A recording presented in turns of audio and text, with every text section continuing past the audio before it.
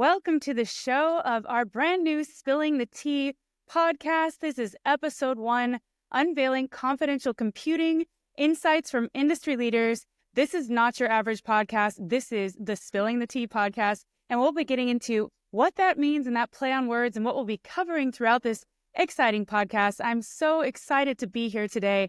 I'll be your host for this episode, Megan Nilsson, aka Crypto Megan.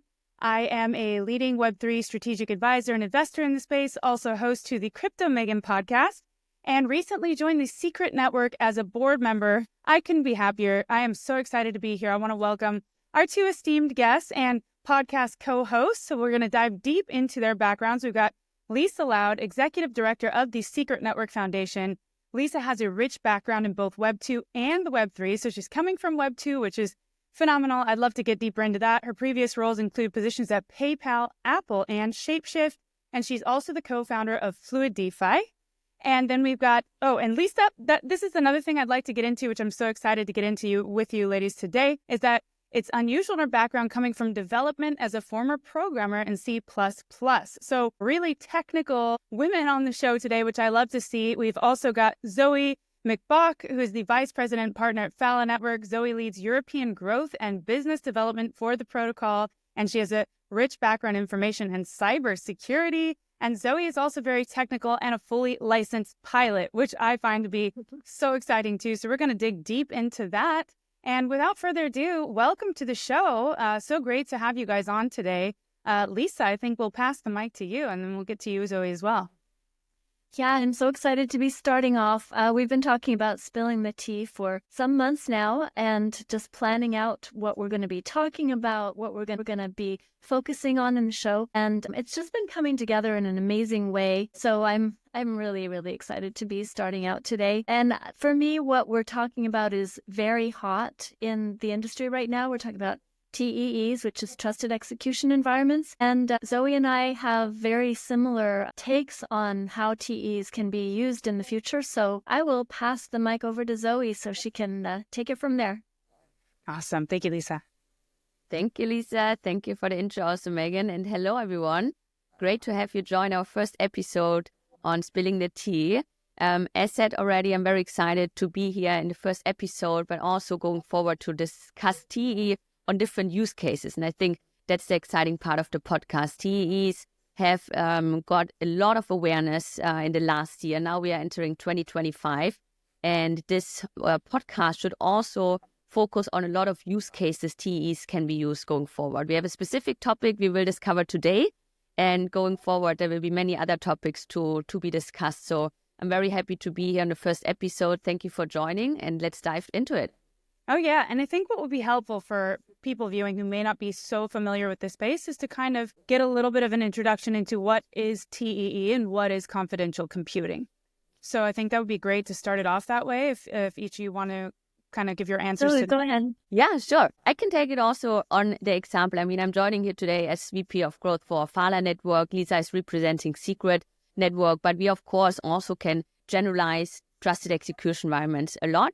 But on example of Phala Network, a hybrid network actually that uses trusted execution environments plus blockchain is a very exciting construct and infrastructure for the Web3 space. So what we are doing there is actually using a Web 2 technology. Trusted execution environments are actually not specifically Web3 ready, and combining it with blockchain technology. So that's why we can say it's a hybrid approach for the Web3 space. If we think about what TEs actually are, they are a specific hardware, but can also be used as a software privacy mechanism. And in the hardware part, it's that it has a specific secure enclave where a program that's being put in cannot be tampered with. So think about you have a specific hardware, you put in a program, and then you pass on this specific program. People can add to the code, they can add to, let's say, the recipe or whatever is being put in there, but they can never change it or tamper the root of the specific program or the recipe, if you want to say so.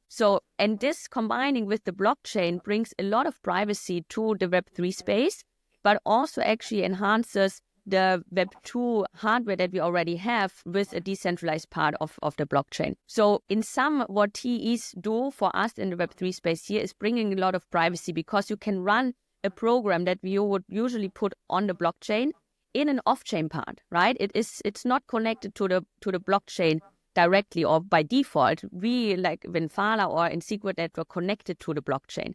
And this is great because you have off-chain scalability, let's say Web 2 scalability and privacy, because on the blockchain everything is transparent, but you can directly add this privacy in any decentralized application or smart contract and execute it. That's the beauty of TEEs. And over to Lisa if you want to add anything to it.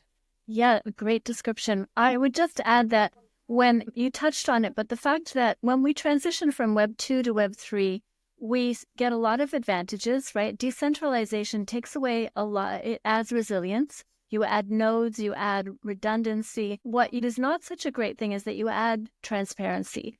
And I mean, transparency is great in many cases, and it does increase the difficulty of hiding things, which can be very good. But it also sometimes increases the exposure of sensitive data. And so when you add TEEs to decentralization, decentralization is already a step forward, but it adds a little bit of risk in terms of security and exposure to vulnerable data. If you add TEEs, or there are other encryption schemes as well that happen on-chain, if you add in one of these encryption schemes to your decentralization, you have a stronger solution. We're not talking about blockchain or Web3, Web2. We're talking about real-world solutions here. If you add decentralization, you have a stronger solution. If you add encryption to that decentralization, now you have an even stronger solution than you had in the Web2 world, because it's much more resilient, it's protected, etc.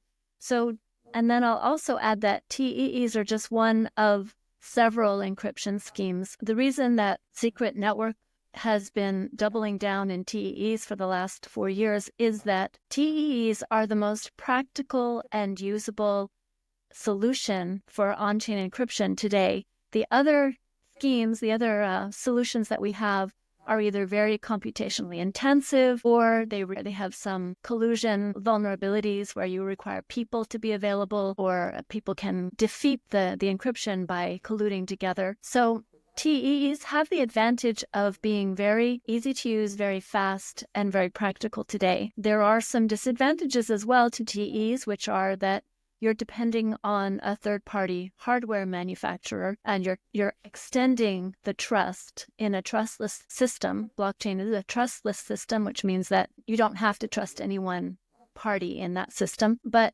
you are trusting the manufacturer of the hardware to some extent, because now that third party has a piece of your network that they have control over. And of course, in an ideal world, that would never happen. There's a lot of protections in place so that isn't a vulnerability, but ultimately that is sort of penetrating that trustlessness on the overall blockchain network. That's a really interesting point that you make about the hardware. I did an episode with Bobby Lee, who founded Phala Network, the cold storage wallet, and he was explaining that, yeah, that's one of the only kind of like downfalls to this is you do have to trust the third-party hardware that's manufacturing the hardware. But otherwise, I think that your guys' both, your definitions were phenomenal. It's an art to explain this technical of a concept simply for people to understand. Oftentimes when I'm on the road in my world tour, especially for fintech events and tech events, I get the question, or I did a lot more before, why Web3? You know, and you guys are really breaking that down as to why we need to kind of merge the two. I like the hybrid approach, and why blockchain is not scalable essentially without it. What for me, blockchain to scale and reach mass adoption must balance that transparency with the discretion, enabling both the openness and the confidentiality. So as I understand, that's what we're trying to achieve here, is being able to scale, being able to bring that level of security so we have these industrial grade tech allowances. So yeah, that's very, very interesting. Yeah, and as Lisa said, TEs do have a downfall, but specifically because they are actually traditional Web 2 technology. And I say Web 2 because it has been used without blockchain before, right? But we touched already, maybe go a bit more deeper, that there are other cryptographic functions or mechanisms like FHE, fully homomorphic encryption, or zero knowledge proof, ZKP, MPC, multi-party computation, that are also confidential compute mechanisms, but most of them are also run directly on the blockchain. with TEs, we have the beauty that we can, as you already said, enable Web2 scalability and the privacy because we put it off-chain and combine it with the blockchain. But since we have this technology that has not been used with blockchain, and we are one of the forerunners here since, the last 5-6 years already, which is a long time, but still only now receiving the traction and the adoption of it, we are already thinking of how can we actually make these TEs also more Web3 ready? How can we not only connect them to the blockchain, but make this hardware or the software on top of these secure enclaves also more open source? And Lisa and we also work on other side initiatives where very strong researchers look into how to actually make trusted execution environments more Web3 ready, meaning creating open source TE chips. I just want to mention that we are already working on making them also Web3 ready. That's a complete, maybe a separate episode. But since they often get criticized, this hardware, there are solutions and ideas to actually combine it even more for the Web3 space. Yeah, it's quite in-depth research. It's very difficult to do. We do have, actually, Zoe, I don't know if you know this, but we have scheduled a session to go over that, specifically the open source TEs with Sylvain. And we also will have Andrew Miller on the show soon. So all of these topics we're going to dive into over time, because they each take their own show. They each take a full episode to unpack. But today we're focusing on why we're doing this and how we got here, which is, it's a big moment for me in my history. Yeah, literally it's so amazing to be on a show with women who are so technical and who do have those capabilities. It's really, truly an honor for me to be on the board, and I see this as a mission that could completely democratize global citizens, uplift society, and make this more scalable at the same time. So it's a very impactful mission, and it's truly an honor to be on ride with you guys. And as we then transition to the next topic, the confidential AI. So we've been talking about confidential computing, and now the intersection of that with AI and the importance of it there. Love to dive into that topic with you guys as well. Yeah, confidential AI is, I think it will become a very big narrative over the next 6 months. We've seen, so if you look at all the big meta narratives around AI, we had Venice, we have agents now. We have these we had generative AI, what was it, a year and a half ago? It's just been moving so quickly. And what we haven't quite really realized yet is that we're walking into a world where these open source AIs, which have big tech companies in the background, they're free to use. And at the same time, they're gathering our data. And we all know the Google story now, right? It's not rocket science. We're not the customer for the Google search engine. We're the product, right? If we see AI going the same way, then sure, OpenAI, ChatGPT is great, and we can use it and we can generate stuff, generate writing and images and code and all of these things. But what is happening on the back end? Where is all of that data and all of that learning and all of that behavioral insight going? And then if you start thinking about taking AI into the personal realm, let's say I want an AI therapist who knows my history and knows my psychology and knows what medications I'm taking. Now that data is highly sensitive.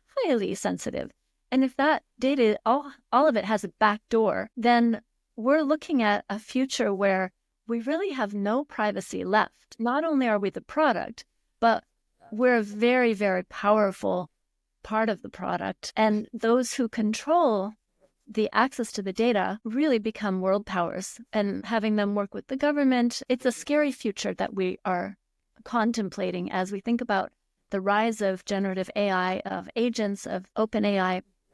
And so what is the solution to all of this? The solution is to create confidential AI. What does that mean? It means that end to end, from where you train your data model, all of the inference, all of the prompt information, the prompt refinement, and the answers, end to end, all of that data is now protected in an AI. Let's just simplify it and say, inside the TEE now is the autonomy of the AI. There's no network administrator who can kind of listen in on everything that's happening and track it. There's no big tech company in the background who has a database of everything that's ever been asked of the AI. Suddenly, this AI is really autonomous and private. The only person who can read the data that was given to it is the person who has the viewing key and actually gave that data to the AI. So, and it's a strange concept, but if we don't grasp the fact that AI is heading towards really a global disaster where unimaginably less privacy than we have right now, then we don't realize how big the problem is. Right. All we can say is that every single one of those meta-narratives in AI would have been improved and will be improved in the future with the addition of confidential AI infrastructure. Wow, that was very powerful. I have to say, some of those moments, I got the chills almost because I'm thinking, this is just essential for, I feel like a lot of people haven't even thought of this next step as they're just normal users using ChatGPT, although they have the thought, do I really want to say this sensitive thing I want to ask about? Who's going to get this, And it's like when you say confidentiality or privacy and you relay that to the blockchain, people automatically think, ooh, nefarious. But not at all. I mean, I know a lot of people like normal users do, and it's actually just the rights and the privileges we have in Web 2 transferred over to the blockchain now, and which will make society a much better place and enable that autonomy without being like Big Brother 2.0, right? But in a massive way. I mean, this is the year of data. Data could be more powerful than oil, right? So really amazing stuff. And I would like to add to this, that's why also the session here today, this episode is so important. I was just during Christmas days catching up with the family, and they are always asking, Zoe, what are you working on? Because Web3 always is so complex for them to understand. And when I told them also that now the last year, we actually combined blockchain with AI, I gave my family a lot of hope that because they have exactly what you just expressed, Lisa, this fear that AI will take over and become like a fear to us as humanity, right? And if we explain them, Web3 and blockchain and trusted execution environments, confidentiality, these mechanisms that we actually have in place are a solution to make the AI more human, more controlled, and more safe. And this really gave them a lot of relief because they don't know how to actually control the AI. They continuously feed the AI. They use it because it's open, it's public, it's free. But they are somehow a bit scared. And it was really also a nice reflection for me as, of course, a user, but builder in the space to give people that are not too close to the blockchain Web3 space, to give them hope that AI can actually be controlled. And this is also what really motivates me every day and why this use case is so important. It's not only a very scalable use case and a use case that brings adoption to our technology that we have built over the last years, but also a safer infrastructure and feature to the AI that already reached adoption over the last year. And this is, I think, what we always have to keep aware or bring to awareness for ourselves, the people that build these security mechanisms, but also people that only use the AI, that there are solutions out there to actually control it. And then we can go deeper into like how we control it on the blockchain and so on. But I really want to bring this awareness also to the listeners and everyone out there that blockchain AI is so important for the end user experience. Yeah, absolutely. I think is a foundation to base this podcast off of. These are very good general kind of missions and impact and why we're here, why we're doing this. As Lisa pointed out earlier, kind of like the general stakes are high, right? We're going into a new era where we need to figure out how to do things properly from the start. And this is most definitely the right path for sure. So thank you guys both for those definitions. I mean, I know it's very helpful for the end user to get a deeper concept of what's actually happening. I'm just impressed that you were able to explain that around the dinner table. Yeah. That's not easy. And the mainstream kind of inference, when they talk to you and they ask you questions, it's kind of like your checklist, right? Okay, this is like you're kind of like checking in with what they're actually thinking and talking about outside of our bubble, right? Yep. Which is here in Web3 that we're all very just super honed in on everything and every day looking at all things. So yeah. Recently I posted something and I got heat for it. I posted something on Twitter X that said we have to learn how to explain this to fifth graders. And one of the comments was, "Are you calling us all fifth graders?" And that's not the point. The point is we can't be experts in every single topic, right? We are focused on TEs. We are focused on confidential AI. So yeah, we have a little in-depth knowledge. But if we start talking to everyone as though we all have the same knowledge base, then nobody's going to get it, right? So absolutely. I mean, even realistically, the most I basic have fifth grader knowledge of how to play golf, frankly. I don't know how. I have no idea. And that's okay with me. If you explain golf to me, please use fifth grader language for me.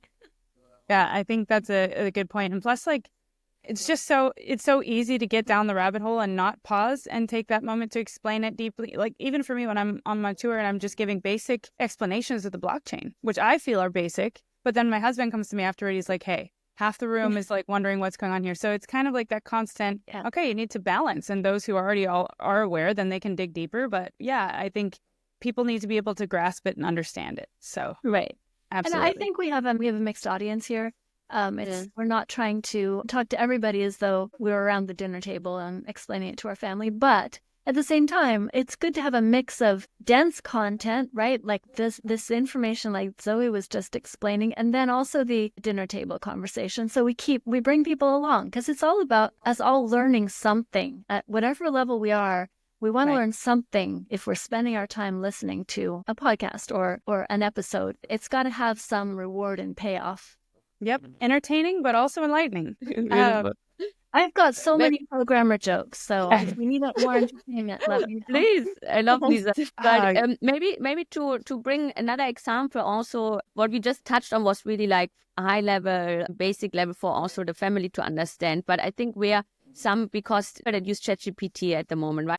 They're maybe not too scared or there's not too much fear how this can take over. It's more about the data privacy that we have to educate here. Right. What we also in the space and everyone has to think about are autonomous agents, programs. And if you say an AI agent, it's actually just a program, right? Even ChatGPT as a bot is an AI agent. So programs or bots. And at the point when they become autonomous, meaning that they only have one trigger to start and then the whole process of, let's say, automated workloads, they're doing autonomously. And this is exactly where we need the security, because you can say an AI can run, do we really need privacy in AI, right? Do we really need, because at the moment it's not used, right? It's always something needs to happen that we decide, okay, we need the privacy and the security.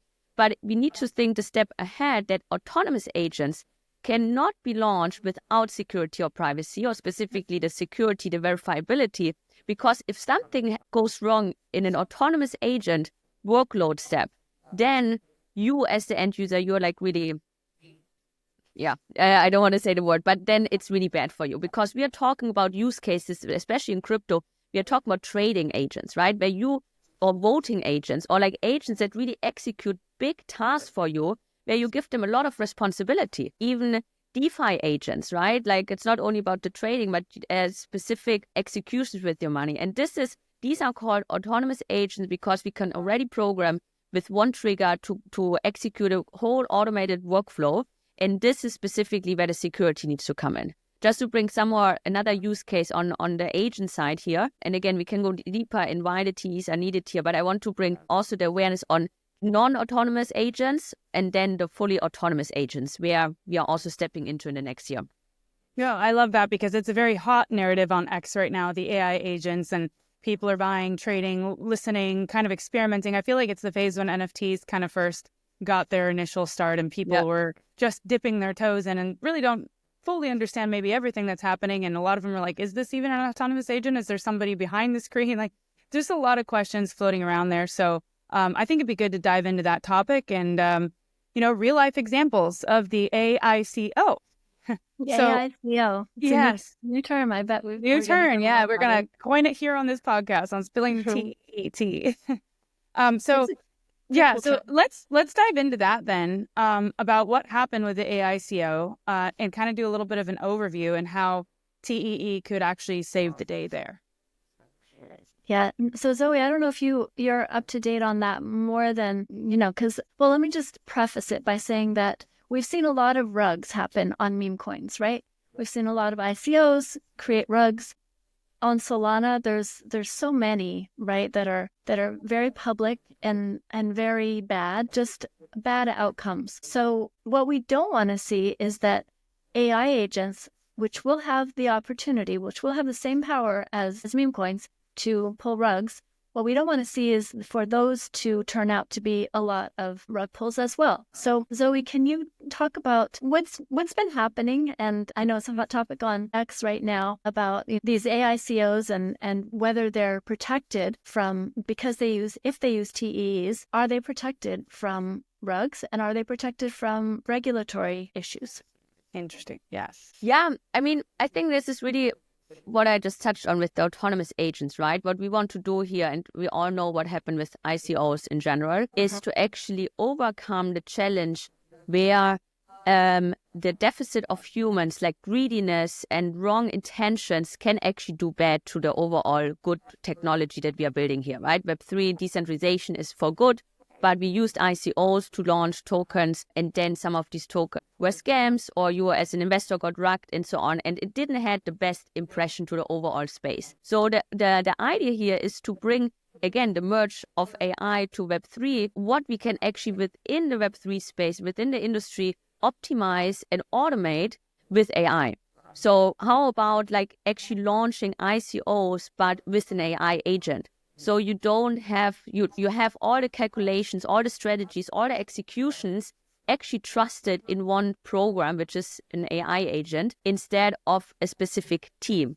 Of course, as an investor, you also want the personality, and you want to trust that there's someone behind it, which would be the developer of the agent and so on. But you take a lot of this risk that someone can take your money and can run away with off, because you have an agent that's programmed and also can interact with smart contracts where you have digital contracts on chain, right? You can program the agent, and you can also slash or harm the agent if the agent does something wrong.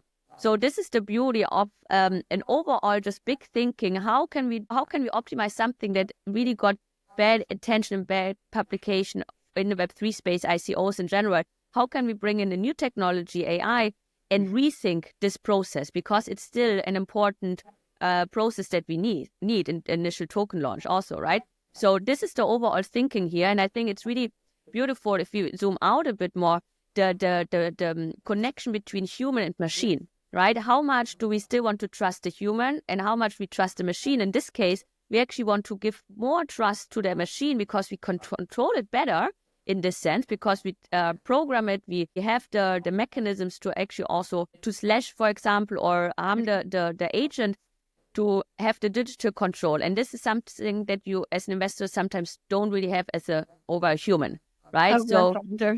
Or founder. Yeah. So this is very beautiful. But in other cases, right, we always think, okay, how much trust do we want to give the agent if it's not fully secured, or if it's a complete autonomous agent, for example, Yes. AI agents? There it would be a bit different, right? You would think, I want to know that it has complete security before I put in my crypto wallet, or have the agent access it to trade for me.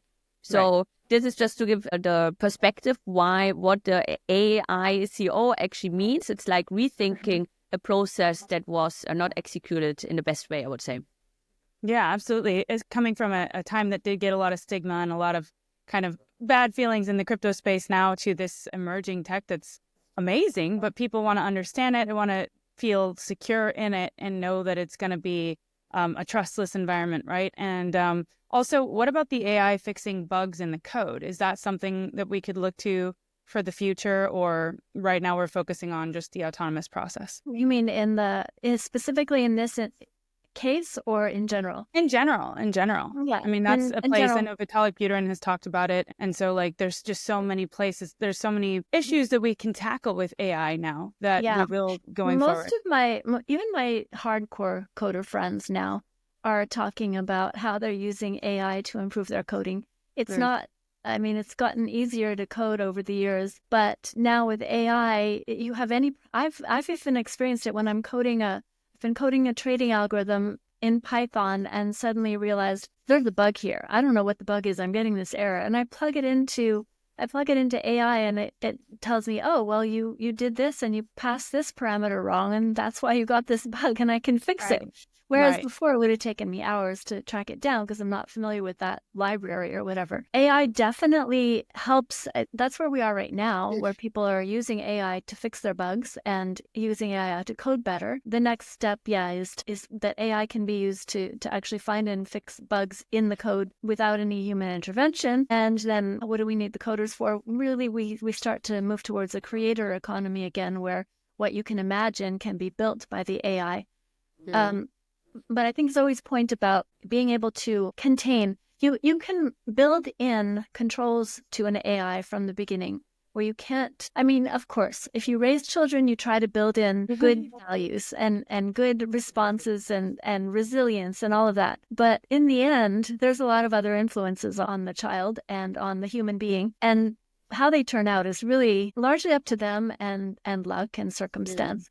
So whereas an AI it's much more self-contained, and you can put in some limits from the beginning that allow you to make sure that it doesn't exceed parameters or violate any rules or guidelines, I would say. And there's that funny video of the robot in the middle who's trying to play, keep away. They're passing the ball back and forth over the robot's head. And eventually the robot's like, okay, this isn't working. And so he takes down the two players, punches them, kicks them, and takes the ball and walks away. Well, they didn't code in that rule that you're not allowed to punch. So it does require forethought on what you are putting into the AI and making sure that you're accounting for all situations that could go wrong. But once we get that part right, it is a lot safer to create an AI with self limits built in than it would be to try to create a human to do that, to do the right thing.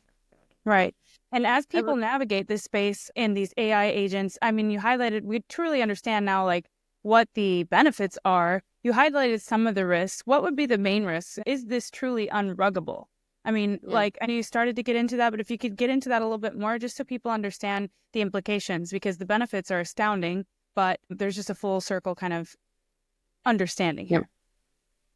Yeah, to circle back, the one part, again, like the security, right, that we mentioned, like we have to really think about how can we verify the agent or the program has actually executed what it's supposed to be, right? This is a little bit of the control, but it's more like the security plus privacy. Privacy is also that you can't actually see what exactly been executed, because you want to bring some of the privacy, let's say transaction privacy, from the blockchain also to an agent. This is where the beauty of, again, trusted execution, secure enclaves comes in, because we can build it directly. We can host the agent directly on a TE because it's mostly off-chain, but connected to the blockchain. This is also something that a lot of people often forget. You don't need to launch a whole agent program on the blockchain.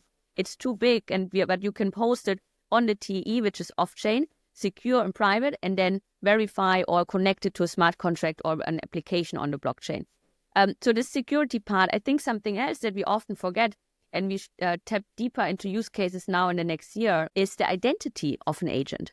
Because we, as a personality, we have an identity. And that's why you can punish and control the person if it did something wrong, or take the ID or the password away if someone did something very bad, or to eliminate the identity. An agent also needs an identity to know that this agent has done something. Then we need the verification on the TE. And then we have more and more control as humans or other programs that trigger this agent to control and punish and keep this agent in check. And if we then add tokenomics to an agent, that let's say an agent has an identity, it is secured, and has a bag of money, and whenever it does something out of the specified or defined contract, it will actually lose some of this money, right? And you know that this was this agent because it has a digital identity on the chain. It can be verified. And these are a lot of things that we haven't thought about yet too much, I would say. A lot of use cases where you don't see an agent has security. Not all agents are hosted on TEs yet, right, which we promote and work a lot for. And not all of these agents also added tokenomics. They don't need to, but it just adds a lot more control to these agents. And this is, again, the beauty why what we can add with blockchain and what we can also add with the TE or other cryptographic mechanism for the security of an agent. So just some risks of overall control, I would say. Not that we haven't figured it out. We know what to do, but we need to implement it more. This is what I would push for in the next year. Right. And awareness. I mean, that will only come about with people understanding why it's necessary. Exactly, yeah. And it's not necessarily something that people sit down and say, oh, we need to build this in from the get-go. It's something that needs to be out there, education. It needs to become a narrative of its own, and people need to start spreading that narrative as to why the benefits are there. It's not always a forward-thinking thing for people who are programming these agents. So It's very interesting. And that brings to mind another issue or interesting kind of topic we'd have to navigate as we go forward with these AI agents, which is the regulatory process, right? Because if they're saying the Howey test, which is the SEC's form of verifying whether or not something is security, is a very antiquated method for DeFi, then what about AI, right? Like, what happens when we start getting these AI-led ICOs? Is that lack of human interference enough to sort of not be bound to those laws, or what do you foresee happening there?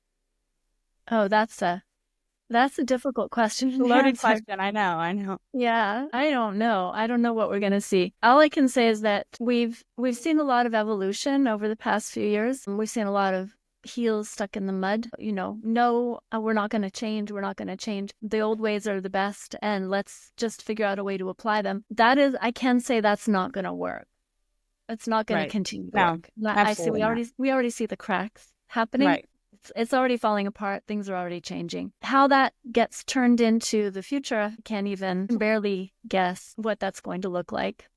Yeah, it's going to be a challenge and a hurdle for sure. But I mean, it's the future. We're definitely headed this way without a doubt. So the new administration will have to start to tackle some of those issues, and that if something goes wrong, who is held accountable? The AI or the person who programmed it? Or I mean, just back to my point I made before, right? We have so much. I mean, we have built blockchain since over 13 years now, 15 years. It's like we have so much available in the tech stack, so many tools. And now with AI, it's a great opportunity to apply this. So who will be accountability?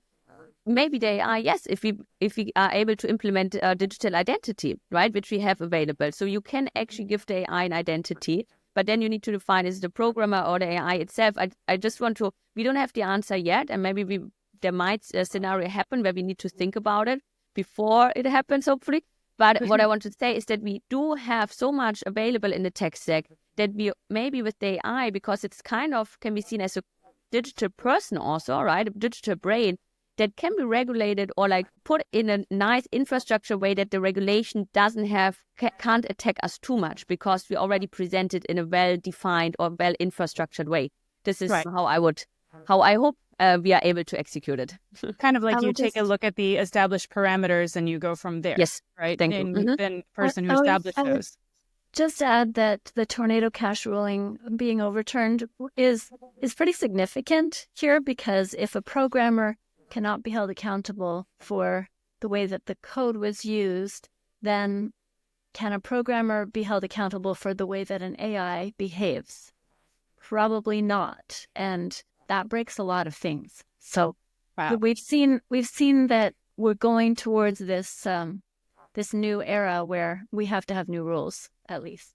Absolutely. More transparent era, but yet with that need for confidentiality and privacy, just like we do in Web 2, and then being within the confines of the law and being able to stay within those boundaries. So it's going to be a very interesting time coming ahead. You guys have definitely shed so much light on the technical aspect of what's happening right now. And just as a few more general questions, how could TEEs evolve to make AI-led financial processes more secure? Because that seems to be the direction that we're headed as well. I mean, that's a natural fit in my view for AI, for agents, etc. Just because, I mean, we already do. We use AI for KYC. Many banks use AI for KYC now. I mean, there's pluses and minuses. This is kind of a big question. We might even have a whole session on regulation and how it's affected by AI. But you can think about how it gives the government more power to track us, right? Because the AI can determine patterns and decode patterns and figure out who did what. Right. On the other side, it eliminates the need for humans to look at your passport and your ID, and so it eliminates some of the vulnerabilities in the system, because the AI can now compare the ID with your face, and nobody needs to ever see it, and no human ever knows who you are and what you look like. Right. So it's a double-edged sword. Really, it truly is. It's an interesting topic to try to get in front of. I mean, also, there then comes the question, would you trust an AI agent to manage your funds with or without TEE? right? Talking about financial services. Would you feel like you could trust that AI agent maybe more than a human? I mean, track record counts, right? If they've done well, yeah, sure. Definitely. Right. I would say definitely not without TE, because as I said in the beginning, autonomous agents and any agent in the financial space I would call is only real or an agent that can add to the process when it's autonomous, meaning that it can actually execute the process, the workflow in an automated and self-autonomous way. It does need TE. So I would not trust any financial or AI fi that has no cryptographic security in there. Is it my wallet access or is it any other financial transaction? It needs to have cryptographic mechanism and security implemented. And also for the user as well. We have also the example I wanted to bring up in AI-Fi, and I think we can even have like a whole session on AI-Fi agents. I moderated also one panel in Bangkok last time, so this is very, very important. But we can think about here again, like the mix of human and machine, that here in financial services, the AI can actually replace and automate a lot of human work. And we always say, no, this doesn't work. It doesn't happen because it just adds to it. But think about quantitative analysts, right? The guys that analyze a lot in financial markets. This can all be replaced by an agent. And it already is being replaced. But what we need to have here is to have an autonomous agent, because it reacts and needs to go through the whole workflow, right? And specifically here again, because it analyzes the markets, it makes decisions. Again, we need the security on it. But I just want to bring up this example, that this is one example that's very close to us. These people are very smart. They get paid a lot of money because it's a very important job on Wall Street.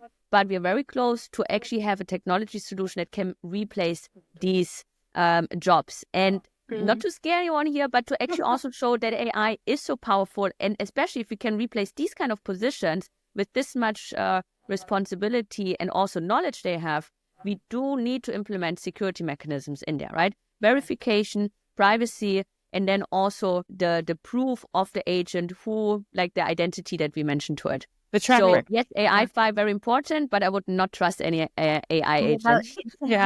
It's a crazy thought. You know, the changing of the world order. I mean, nothing is going to be the same after this technology gets developed and evolves as it has been. I mean, it's truly going to be an entirely different world. And on that note, then I'd like to kind of close with your vision for the future of this space. What you're most excited about, and what kind of like challenges you're most excited to tackle that could be helped by confidential computing and AI in these years coming ahead. I guess we could start with you, Lisa. Yeah. Okay. All right. So I know that the excitement around AI is not going to diminish. We're going to see another huge narrative emerge. We don't know exactly what it's going to be, but there's several things that it could be. But we do know that it's going to have a lot of attention and a lot of momentum. So if we accept that AI is here to stay, then the question really is, does the future include confidential infrastructure or doesn't it? And I mean, I don't want to be dramatic, but I will say that I heard David Roberts at the Singularity AI conference in South Africa. And he said, we're going with AI, the human race is going to either nirvana or extinction, because it's such a powerful technology that it can make our lives so much better. There's 100 diseases that people mostly die from. One by one, we can knock those down. We can figure out solutions. AI is so powerful, it can figure out solutions to those diseases. And then we don't have the looming death that we have really from natural causes or diseases. So we're looking at a much better quality of life, much longer life, much better health and ability to enjoy that life. Just from that one example, right? And there are many different areas where AI can improve our lives. So that's one direction. We can go towards this nirvana state where things are just much better. Or we can go towards a much worse state where AIs take over the world, or certain people get control of AI and take over the world, where the power is not distributed some entity, whether human or AI, gets control and the human race is made extinct. There's not really an in-between area. So which vision do we want to have happen? Well, in my view, if we add confidential infrastructure to AI, we're going towards the nirvana state. If we have the ability to keep people's data safe and private and to protect individual freedoms, individual privacy, and sensitive information, then AI can add a lot to our lives. And this future is really amazing. I'm so happy to be alive in the time when we're looking forward at the next 10 years and seeing that the acceleration of innovation in this area can really make a huge difference to our daily lives. Wow, that was a profound statement indeed. And I truly hope we're headed toward the nirvana. Me too. State I'll leave it at that. Yeah, no, I love that. I actually really love that because it does kind of lay out the truly dire importance of confidential compute and why we should start really thinking about this seriously right now. So yeah, I choose the nirvana path all day. And this is, then it becomes apparent that this mission is even more important than a lot of people even understand. Yes. Right. So thanks for that, Lisa. That was fantastic. And Zoe, let's hear your outlook. Yeah, no, I would like to echo what Lisa said in terms of it's beautiful times to be alive. That's true. And this also always reminds me every day to get up and why we are working on, or why I'm working on what I'm working, why I'm pushing for confidential compute, because now it actually not only makes sense for me and for the people that work in Web3, but I can even inspire, as I said, family at the dinner table that AI can be made good AI and can be actually be good for humanity. And this is very exciting. In terms of what I'm excited about AI, and if I dive a bit more deeper into technicalities here, I look forward to multi-agent ecosystems, right? Where we have autonomous agents or non-autonomous, more manual agents communicating with each other and executing tasks together. And we have a whole ecosystem of agents that do specific things and that can really engage with each other. A multi-agent ecosystem is something that's about to come. We already have a lot of platforms where these agents can connect, where they can also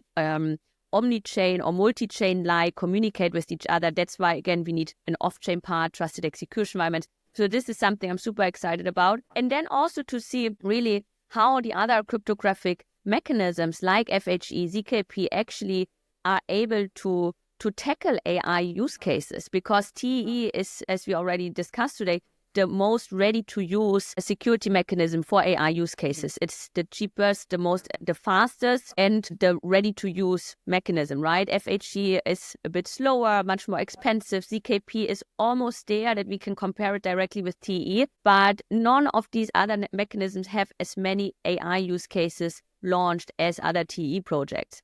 And this is what I'm excited about, to see how maybe then also we have multi-prover mechanisms, which means you can implement a ZKP on top of a TEE hardware, or then also have MPC verification in addition to this for a specific AI use case. What does it do? Do users need this, or can this even enable more use cases for multi-agent use cases? So to wrap some more light to this complexity on infrastructure level and on the application level, AI application level, and the multi-prover on the infrastructure level, this is what I'm very excited to see, how we merge these technologies in the coming years. Yeah. Wow. That is truly an amazing future, as you just both of you painted this incredible picture where life is just so much more quality, even as health, right? It's hard to understand that, but it'll impact the way we live, our quality of life, our time, our efficiency. We can dedicate ourselves to more elevated tasks, right? Rather than the autonomous ones that can now be automated. And how we're going to get there is what we're going to tackle here on this podcast, right? So yes, exactly. Yeah, it's been really exciting just laying this out and laying the foundation for the building blocks of what we'll be discussing in the future and how that'll impact society. So I am so excited for this journey with you guys. And we're episode 1. Start of the journey. Yeah. Very good. Very good. A fantastic time. Yeah. Thank you, Megan, so much for hosting. It's been really fun. Yeah. Thank you guys for being on, for just really enlightening us on these topics. And I cannot wait for episode 2 and the future of this space. So thank you very much, guys. Same here. Thank you, everyone, for joining online, and see you all very soon. Yes. See you soon.